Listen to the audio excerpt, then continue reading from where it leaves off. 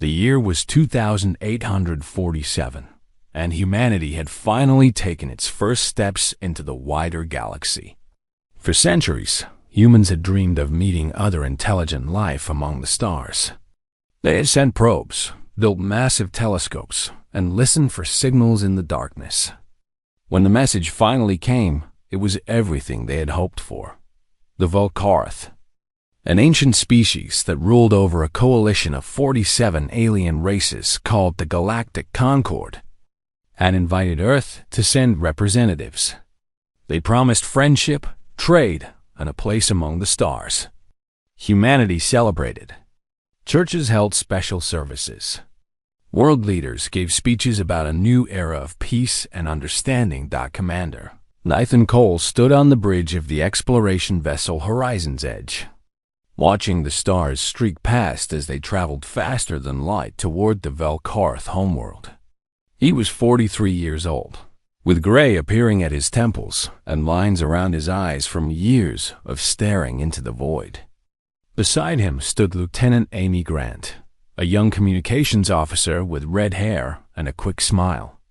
Behind them, Dr. Peter Shaw worked on perfecting the translation software that would allow humans to speak with their new allies. The diplomatic convoy consisted of 12 ships, carrying Earth's best and brightest. Scientists, diplomats, artists, and philosophers had all been chosen to represent humanity. At the head of the delegation was Ambassador Claire Dawson, a woman who had spent her entire career preparing for this moment. She had studied every scrap of information about alien cultures, had practiced 1,000 different greetings, and had carefully selected gifts that would show humanity's creativity and goodwill. Nathan liked Claire. She reminded him of his grandmother, a woman who believed that any problem could be solved with enough patience and understanding. He hoped she was right about the aliens. The Volcarth homeworld was beautiful. It hung in space like a blue and green jewel, surrounded by rings of orbital stations and defensive platforms. Thousands of ships moved around it, representing dozens of different species. Nathan had never seen anything so magnificent. "We're being hailed," Amy said, her fingers dancing over her console. "They're welcoming us. They say the High Council is eager to meet us." Claire Dawson's voice came over the ship's speakers. "This is Ambassador Dawson to all vessels. We're about to make history. Remember why we're here. We come in peace as representatives of all humanity. Make me proud." The convoy descended toward the planet's surface. Nathan watched through the view screen as alien cities spread out below them, filled with architecture that defied human understanding. Towers twisted in impossible spirals. Bridges of light connected floating platforms. It was like something from a dream. They never reached the surface. Without warning, the Volcarth ships surrounding them opened fire. Nathan watched in horror as the vessel beside them exploded, its crew of 300 dying in an instant. Alarms screamed throughout the Horizon's Edge as plasma bolts tore through their hull. "What's happening?" Nathan shouted. Amy's face had gone pale. "I don't know. They're attacking the entire convoy." In the chaos, Nathan heard Claire Dawson's final transmission. Her voice was calm, even as her ship burned around her. "They've betrayed us. I repeat, they've betrayed us. If anyone survives, tell Earth what happened here. Tell them what we are." The transmission ended with a burst of static. Nathan grabbed the controls and did the only thing he could do. He ran. The Horizon's Edge was a science vessel, not a warship, but it was fast. He pushed the engines beyond their limits, weaving through the destruction as his friends and colleagues died around him. Behind him, he heard Amy crying. Peter Shaw was praying in a language Nathan didn't recognize. In the cargo bay below, 47 Marines led by Sergeant Kyle Bennett held on and waited for orders that might never come. They escaped. They were the only ones who did. For 3 days, they drifted in the darkness between stars, too shocked to speak. Nathan spent hours staring at the view screen, trying to understand what had happened. Why would the Velkarath invite them only to attack? What kind of monsters would do such a thing? The answer came from an intercepted transmission. The Velkarath were broadcasting to the entire galaxy, celebrating their victory. And that's when Nathan learned the truth. The attack on the diplomatic convoy was just the beginning. While the Horizon's Edge fled for its life, a massive Velkarath fleet had descended on Earth itself.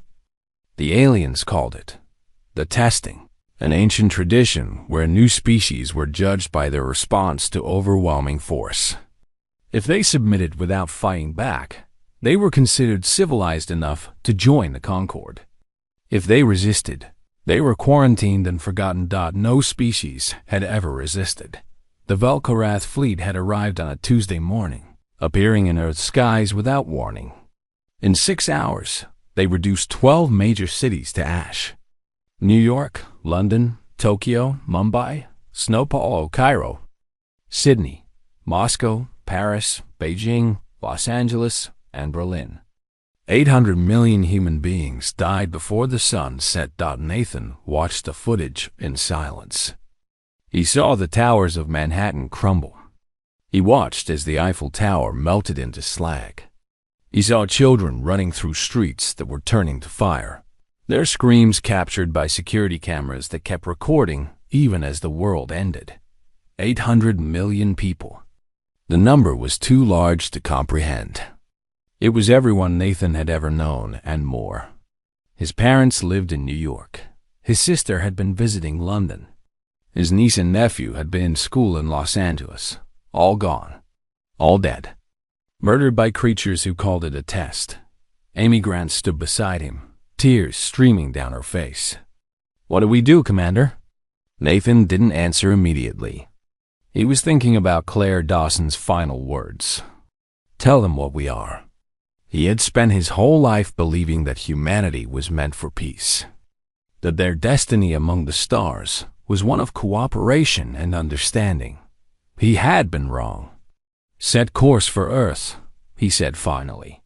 His voice was quiet, but something had changed in it. Something cold and hard had taken root in his chest, and he knew it would never leave. "We're going home to bury our dead." Kyle Bennett appeared on the bridge, his Marines assembled behind him. "And then what, Commander?" Nathan turned to face them. These were the last survivors of Earth's first expedition to the stars. Scientists, soldiers, dreamers who had hoped to make friends among the aliens. Now they were all that remained of humanity's innocence. "And then," Nathan said, "we're going to teach the galaxy a lesson they'll never forget." They wanted to see what humanity is made of. They wanted to test us. He looked out at the stars, and his eyes were empty of everything except a cold, patient hatred. They're about to find out that they made the worst mistake in the history of the universe. The Horizon's Edge turned toward Earth. Behind them, the Velkarath celebrated their easy victory. They had crushed 46 species before humanity. They expected the humans to submit, to accept their place at the bottom of the galactic order. They had no idea what was coming. 3 years passed after the burning, and the galaxy forgot about humanity. The Galactic Concord had seen this pattern before. New species always went quiet after the testing. They mourned their dead, rebuilt their cities, and eventually sent humble messages asking to be allowed into the Concord as junior members. It usually took between 2 and 5 years. The Velkarath were patient. They could wait, but something strange was happening in the Sol system. Ships that ventured near. Human space reported unusual readings. Massive energy signatures that shouldn't exist. Construction projects on a scale that defied belief. And most disturbing of all, complete communication silence. The humans weren't talking to anyone, not even themselves on open channels. Every signal from Earth was encrypted so heavily that even the Concord's best codebreakers couldn't understand it. The Velkarath sent scouts to investigate. None of them returned. Deep in the asteroid belt between Mars and Jupiter, hidden among millions of tumbling rocks. Admiral Lisa Monroe stood on the command deck of Station Omega. Before the burning, she had been a logistics officer, responsible for managing supply chains and cargo routes.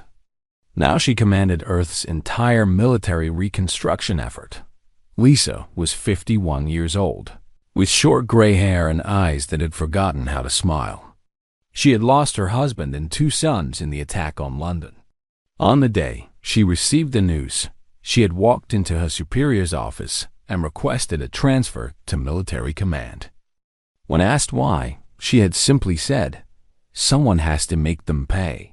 Her second-in-command, Captain Derek Hughes, approached with a tablet in his hands. He was younger than Lisa, only 35, but war had aged him.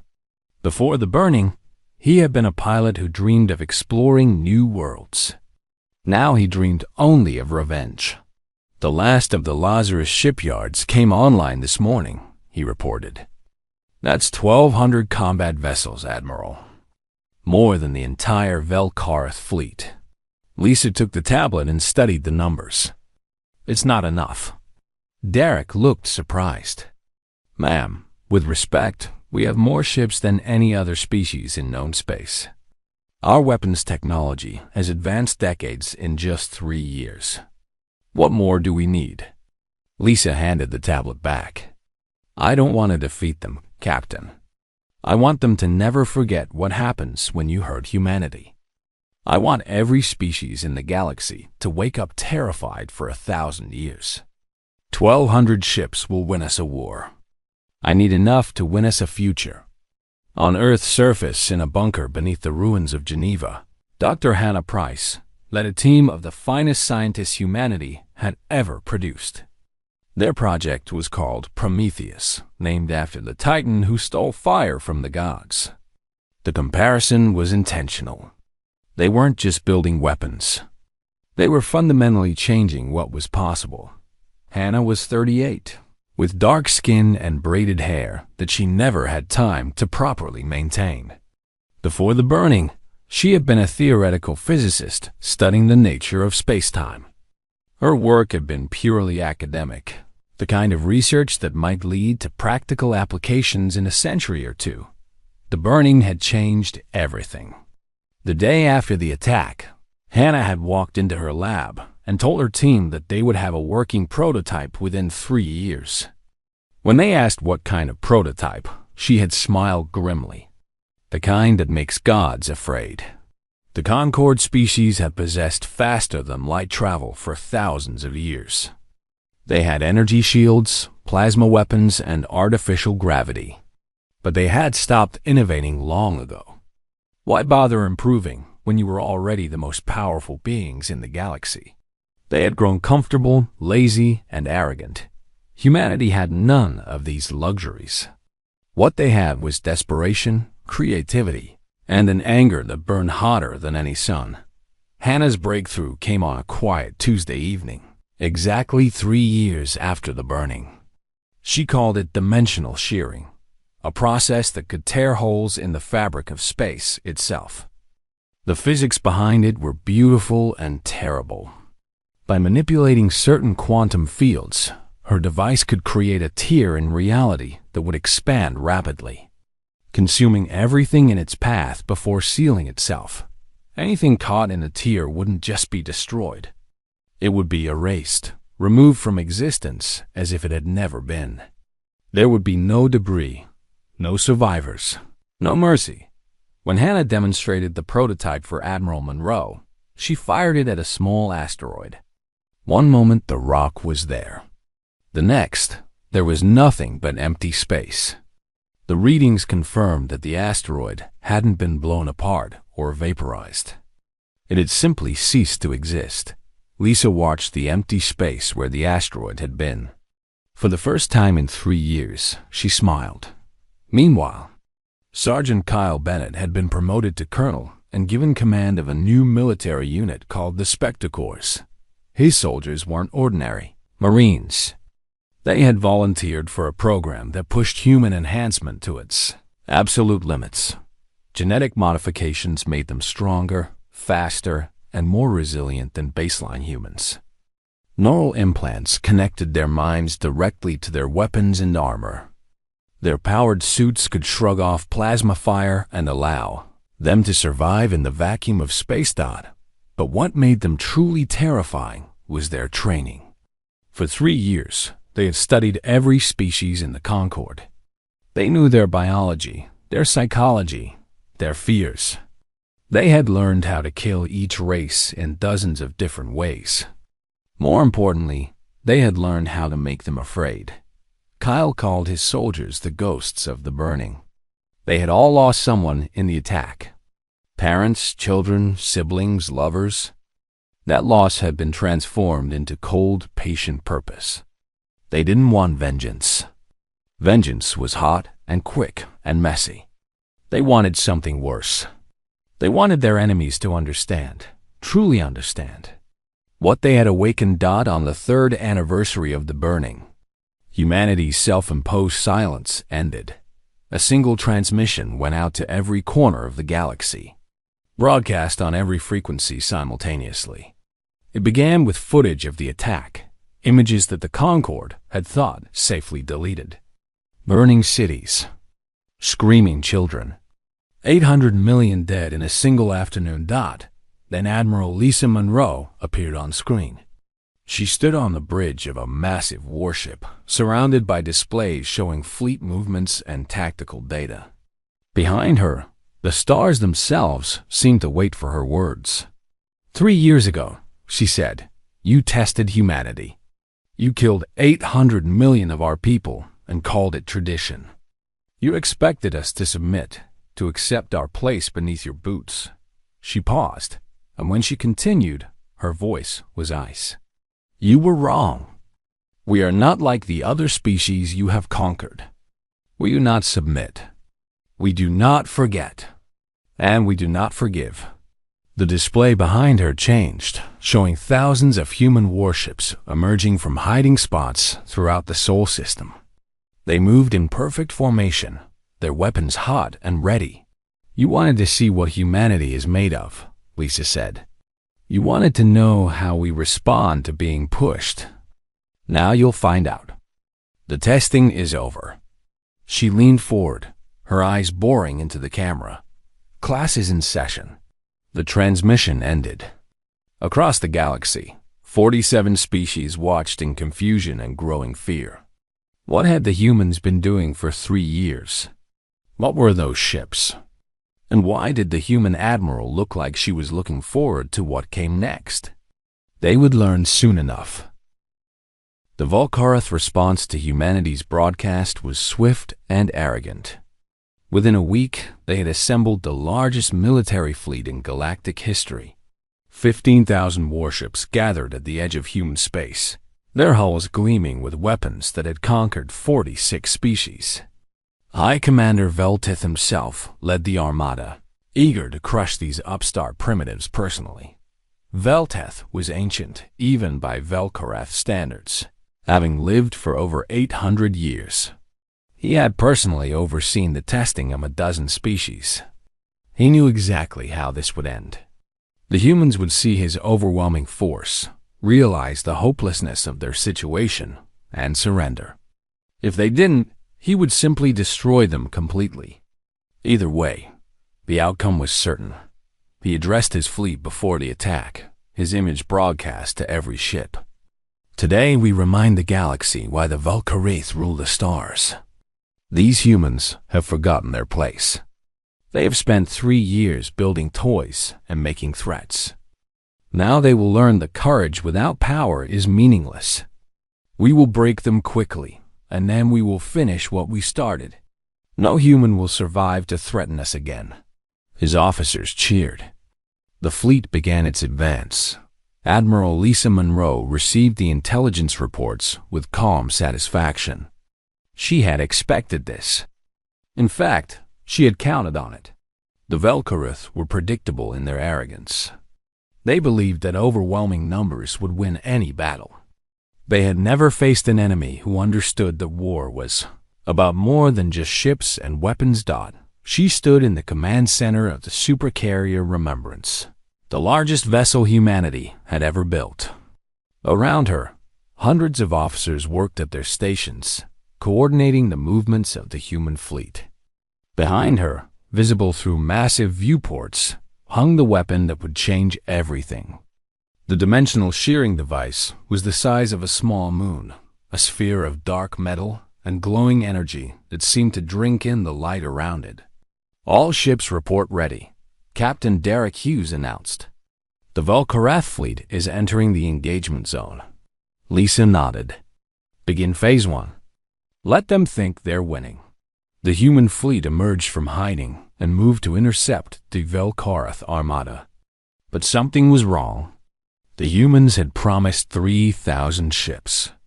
Only 1,200 appeared on the Vel'Korath sensors. Velteth laughed when he saw the numbers. "They have courage, I'll give them that. But courage won't save them.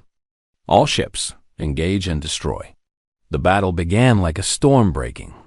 Missiles and plasma bolts filled the space between the fleets. Human ships exploded by the dozens, their wreckage spinning away into the darkness. The Vel'Korath shields held against everything the humans threw at them. Their superior technology was proving its worth. "This is almost disappointing," Velteth said to his officers. "I expected more from the species that dared to threaten us." But as the battle continued, something strange happened. The human ships weren't fighting like a desperate force facing extinction. They were fighting with precision and purpose, drawing the Vel'Korath fleet deeper and deeper into the engagement zone. And every time a human ship was destroyed, it exploded in exactly the same way. One of Velteth's officers noticed the pattern first.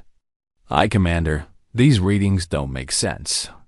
The human casualties are too consistent.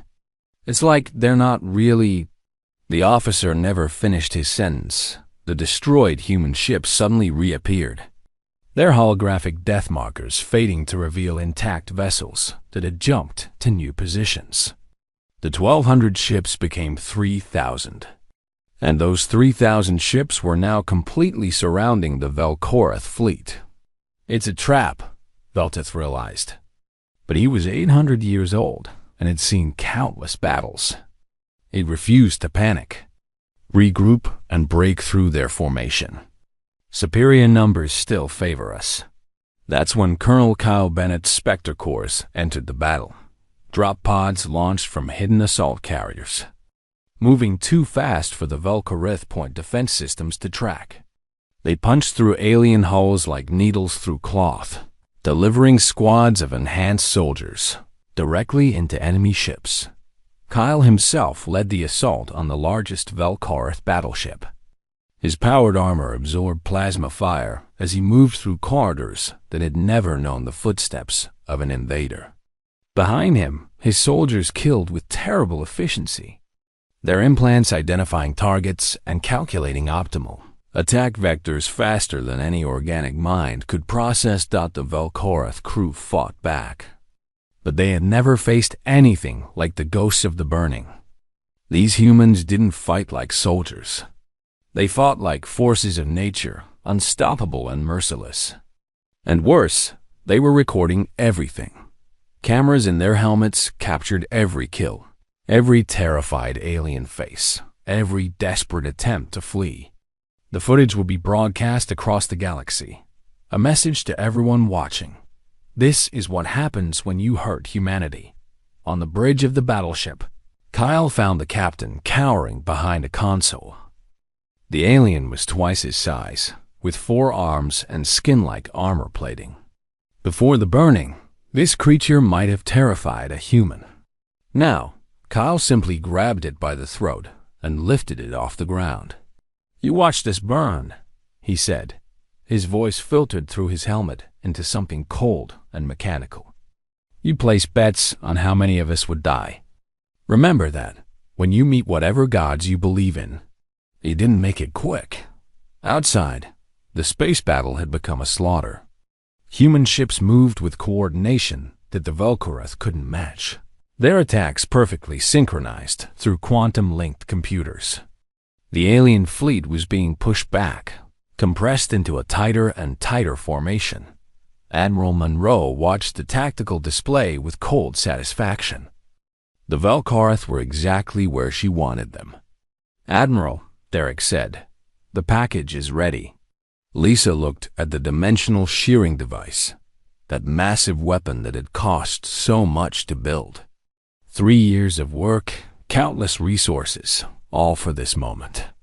She thought about her husband and sons, about the 800 million who had died, about every human who had ever looked at the stars and dreamed of peace. "Fire," she said, "the weapon activated with a sound that didn't exist. A vibration that touched something deeper than hearing. Space itself screamed as reality was torn apart. A hole opened in the fabric of existence, a sphere of absolute darkness that expanded at a fraction of light speed. The Vel'Kareth flagship was the first to go. One moment it was there, the largest and most powerful warship in the galaxy. The next moment, there was nothing. Not debris, not radiation, nothing. The ship and its 20,000 crew members had been erased from existence. The dimensional tier continued to expand, consuming ship after ship. Vel'Kareth captains tried to flee, but the hole grew faster than their engines could carry them. 4,000 vessels vanished in seconds, their crews not even given time to scream. High Commander Vel'Tith watched from the edge of the battlefield as his armada ceased to exist. 800 years of victories, of absolute certainty in his species' superiority, crumbled in his mind. He opened a channel to transmit a surrender, a plea. Anything that might stop the nightmare. "Please," was all he managed before his ship crossed the event horizon. The tier sealed itself, leaving empty space where the heart of the Vel'Kareth fleet had been. Of the 15,000 ships that had entered the battle, only 3,000 remained. They scattered in every direction, fleeing at maximum speed. Their commanders, too terrified to think about regrouping. The human fleet let them go. Lisa watched them run, her face expressionless. "Don't pursue. Let them spread the word about what they saw here today." Derek nodded, but he had to ask, "Admiral, that weapon, could we have used it earlier? Before so many of our ships were destroyed?" "Yes," Lisa said. "But then they would think this was about military victory. I needed them to see us fight. I needed them to face our soldiers, to understand that even without the weapon, we would have made them bleed for every ship they destroyed." She turned to face him. "This wasn't just a battle, Captain. It was a message. And now the entire galaxy knows how it ends when you make humanity your enemy."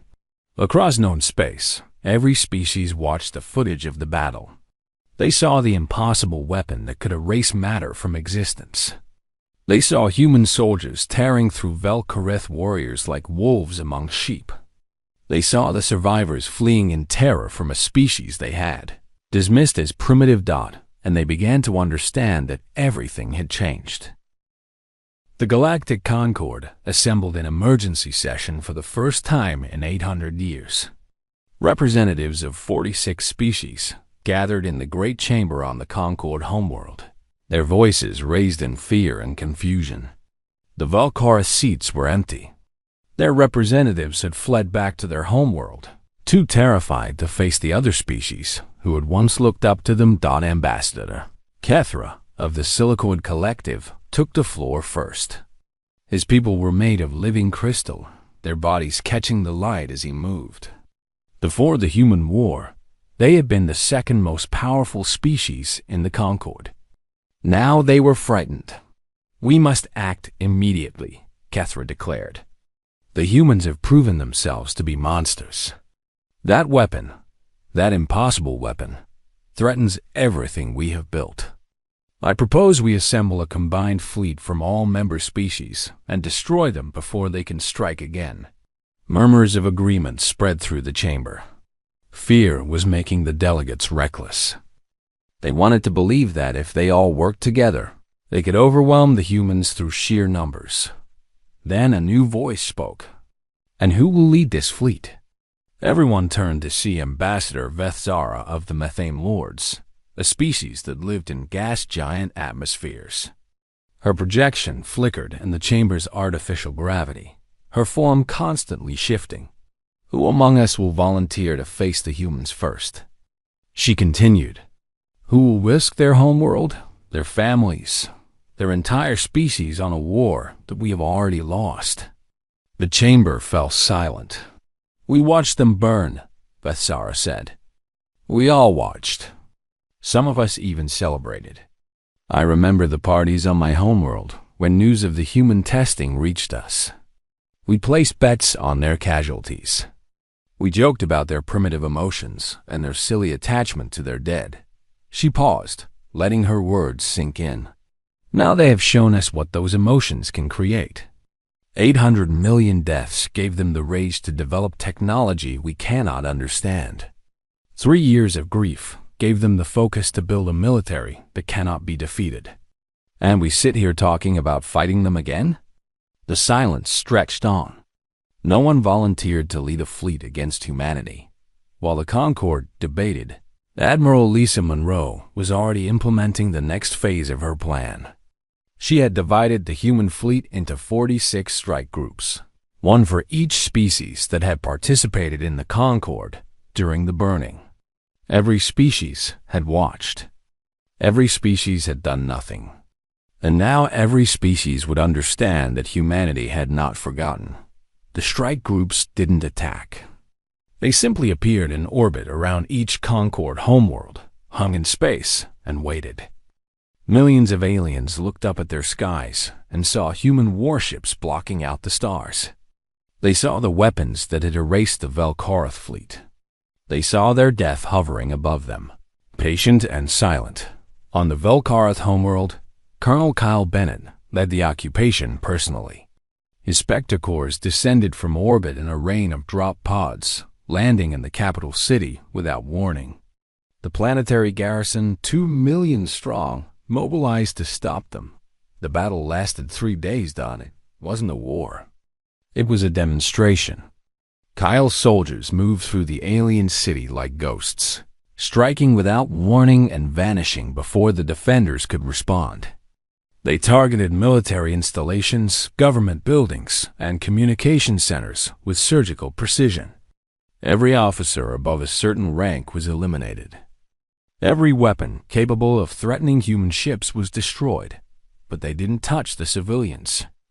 They walked past terrified Velkoroth families without a glance, ignoring the screaming children and cowering adults. When a young alien ran into the street and threw a rock at Kyle, he simply caught it and handed it back to the child before moving on. This confused Velkoroth more than anything else. They had expected extermination. They had prepared for genocide. Instead, the humans were showing them something far more terrifying: control. The humans could have killed everyone on the planet. They were choosing not to. Dr. Hannah Price had joined the occupation forces, but not as a warrior. She wanted to understand the Velkoroth, to learn why they had committed such an atrocity. She spent days searching through their archives, reading their histories, interviewing prisoners who were too broken to lie. What she found made her sick. They genuinely believed they were being kind, she reported to Admiral Monroe through a quantum link. Their records show that they expected us to accept the burning as a hazing ritual. They thought we would thank them afterward for teaching us humility. Lisa's expression didn't change. And the other species? Did they know? Hannah nodded slowly. They all knew. They all watched. Some of them provided targeting data to the Velkoroth fleet. Others broadcast the attack live for entertainment. There were billions of aliens watching when our cities burned. Billions watching and cheering. The line was silent for a long moment. Admiral, Hannah said carefully, what are you going to do? What they deserve, Lisa replied. The strike groups received new orders. What followed would later be called the reminder. Human forces didn't attack Concord homeworlds directly. Instead, They targeted the things each species valued most. The Silicoid Collective had spent 10,000 years growing crystal gardens of impossible beauty, monuments to their culture and history. Human ships reduced them to sand in a single afternoon. The methane lords had built atmospheric processors that maintained the environments of a dozen colony worlds. Human technicians disabled them, forcing evacuations that would take decades to complete. Every species suffered losses that cut to the heart of their identity. Ancient temples, irreplaceable artworks, monuments that had stood since before humanity discovered fire. All of it was destroyed with cold efficiency, but not a single civilian was killed. This was deliberate. Lisa wanted the galaxy to understand something important. Humanity wasn't seeking revenge.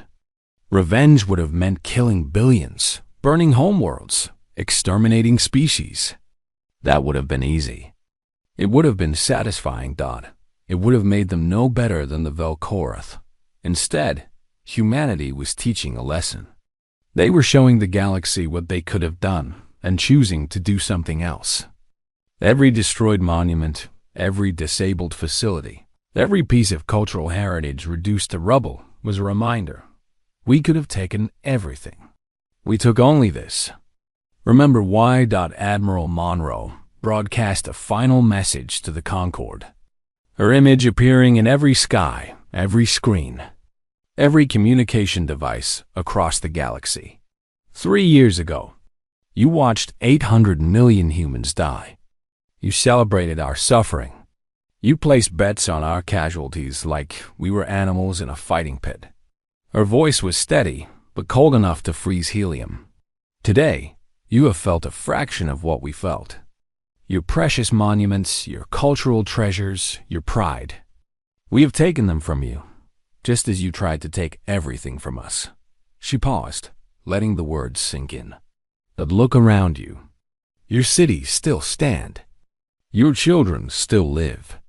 Your species will survive to remember this day. That is our choice.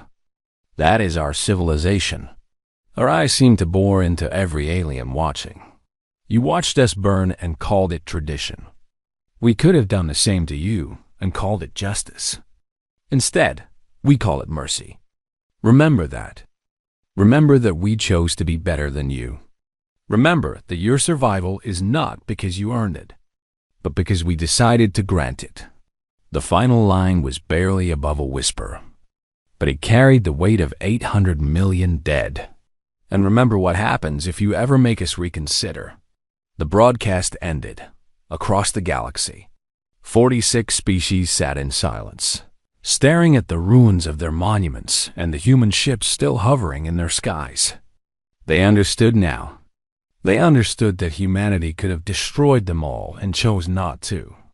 They understood that their survival was a gift, not a right. Most importantly, they understood fear. The human ships began to withdraw, returning to Sol System as quietly as they had come. But they left something behind on every world they had visited. A small monument, a pillar of black stone bearing 800 million names.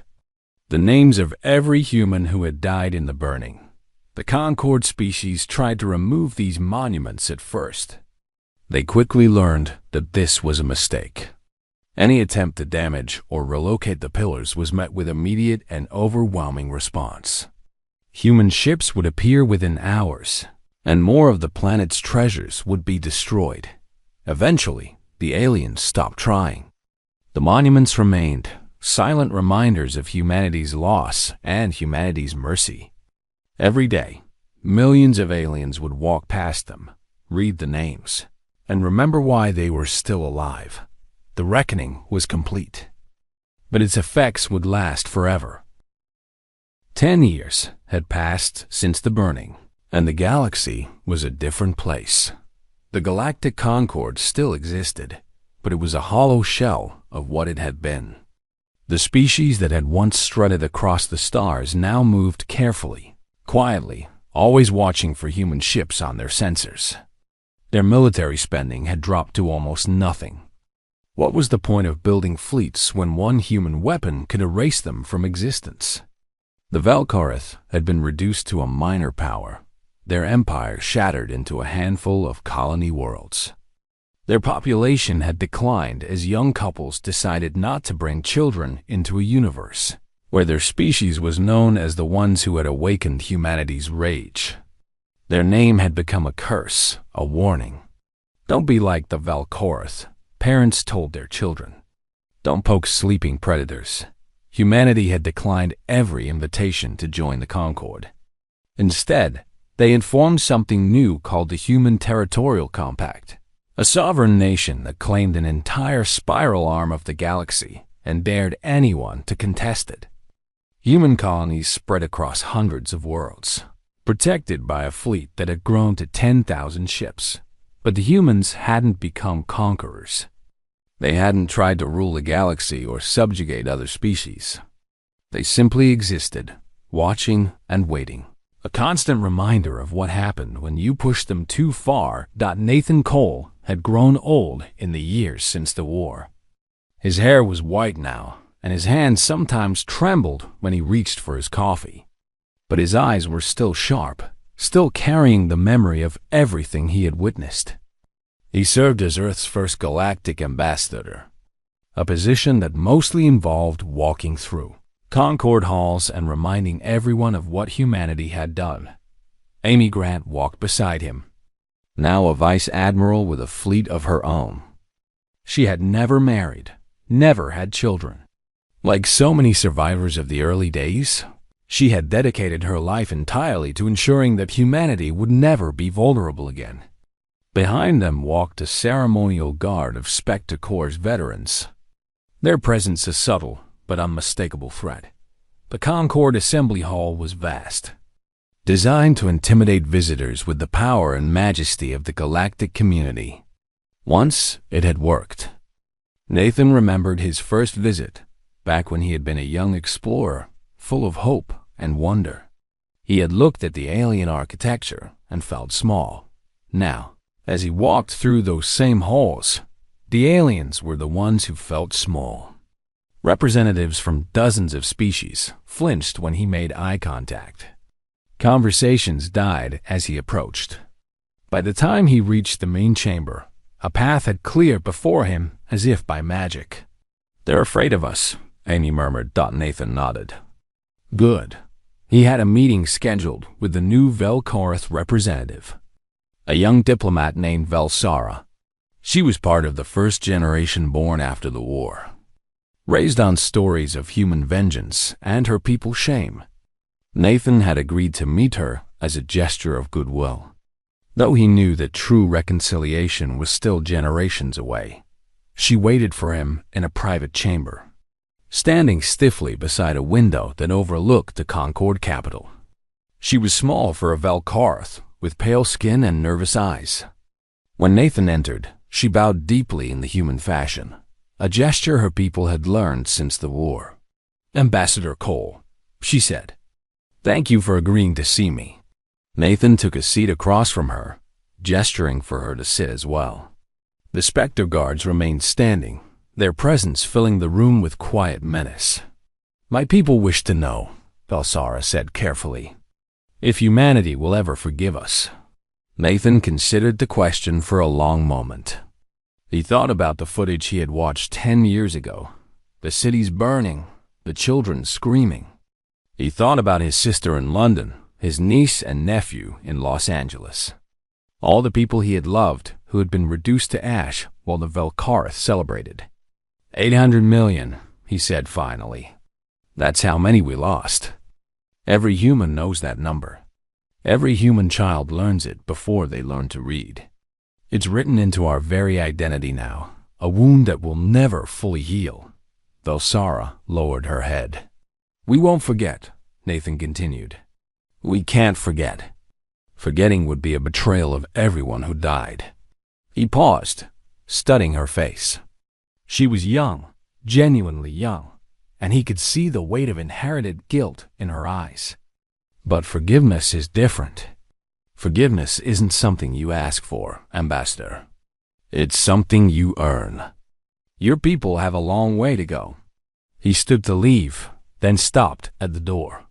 The stars have been quiet since the war. Species that used to prey on the weak now think twice. Wars that would have started haven't. Colonies that would have been raided remain peaceful. Do you know why? Valsara shook her head. Because they're all waiting to see what we'll do next. Nathan smiled, but there was no warmth in it. Let them wait. Let them wonder. Let the silence remind them of what happens when you underestimate humanity. He walked out, leaving her alone with the weight of history in the void between stars. Human patrol ships drifted in perfect formation. Their crews were vigilant, their weapons ready, their purpose clear. They weren't conquerors. They weren't liberators. They had become something else entirely. They were the guardians of a peace built on fear, the shepherds of a galaxy that had learned to behave itself. Admiral Lisa Monroe had retired to a small house on the shores of a rebuilt San Francisco.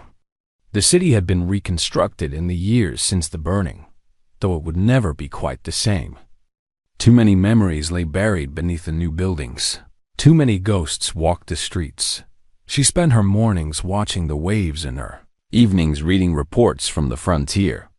Sometimes she received visitors, officers who had served under her command and wanted to pay their respects. Sometimes she just sat alone, thinking about everything she had done. History would judge her harshly, she knew.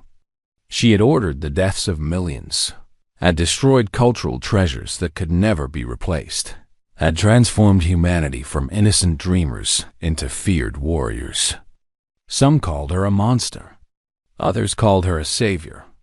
Lisa didn't much care what they called her. She had done what was necessary to ensure that humanity survived and thrived. If that made her a villain, so be it. Her husband and sons were still dead. 800 million humans were still gone. Nothing she did could bring them back. But because of what she did, no one would ever try to destroy humanity again. Dr. Hannah Price continued her research at a university on Mars. She had written books about the psychology of first contact, about how cultures could commit atrocities and convince themselves it was tradition. Her work shaped human policy for decades, ensuring that humanity would never make the same mistakes their enemies had made. She never forgot the things she had learned on the Velkarth homeworld. She never forgot the records showing how billions of aliens had watched the burning and cheered. But she also believed in redemption, in the possibility that even the worst could someday become better. We showed them what we could be when pushed to our limits, she told her students. Now we have to show them what we can be when we choose to be better. The fear will fade eventually. When it does, we need to have given them something else to remember us by. General Kyle Bennett commanded the Spectre Corps from a station orbiting Mars.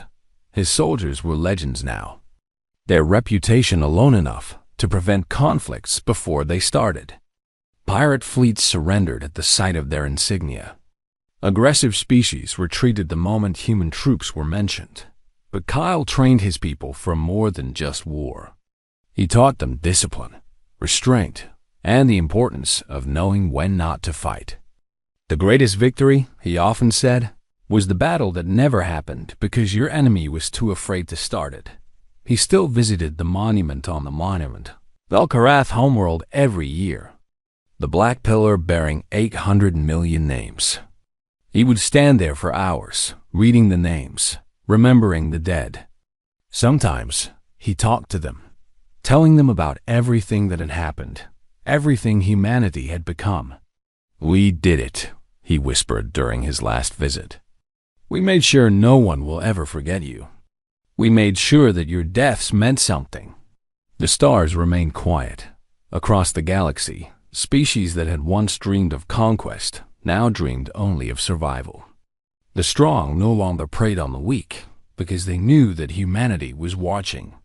Disputes that would have led to wars were settled peacefully because no one wanted to risk attracting human attention. It wasn't a perfect peace. There were still conflicts, still suffering, still injustice. But there was less of it than there had been before the burning. much less dot, and in the silence between the stars, humanity stood watch. They were not gods. They were not monsters. They were simply humans, doing what humans had always done when their backs were against the wall. They had survived. They had overcome. And they had made damn sure that the galaxy would never forget what it had cost them in the end. That was humanity's true victory. Not the battles won or the empires humbled. It was the knowledge that their 800 million dead had not died in vain. Their sacrifice had transformed their species, had forced humanity to become something greater than it had ever been before. The stars had gone quiet, and in that silence, humanity had found its voice, a voice that the galaxy would never stop fearing, a voice that would echo through the cosmos forever. The end.